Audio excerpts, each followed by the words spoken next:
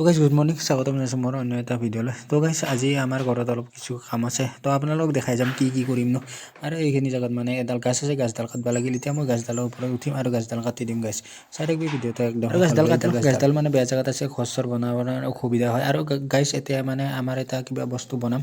বস্তু মানে কি আছিল, আমাৰ পাকঘৰ এটা বহুত প্ৰয়োজন, সেইকাৰণে ইয়াতে পাকঘৰ এটা বনাবা মানে চেষ্টা কৰিম। আৰু বাকী ইফালে মই পূৰা গাঁটা চাটা খুন্দি আছোঁ, মানে আজিৰ পৰা আৰম্ভ কৰিম বুলি ভাবিছোঁ। লগতে আমাৰ মিস্ত্ৰী আহিছে, মিস্ত্ৰী থকা নহয়, আমাৰ ঘৰৰে হয় মিস্ত্ৰী, আমাৰ মামা হয়। তো আহি পাইছে আৰু লগতে আমাৰ ইটা চিটা পাৰাৰ কামত মানে পূৰা আৰম্ভ কৰি দিলে আৰু কাম এইটো।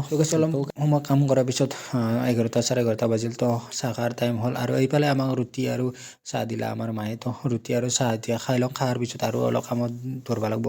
তো কিছু ৰুটি চাহ খাই লৈ আহিলোঁ মিস্ত্ৰী কাম কৰবা। তো ময়ো একবাৰ কৰি আছোঁ মিস্ত্ৰী কাম। তো আগৰ ভিডিঅ'ত দেখিছাই মই মিস্ত্ৰী কাম মাজে সময়ে কৰোঁ।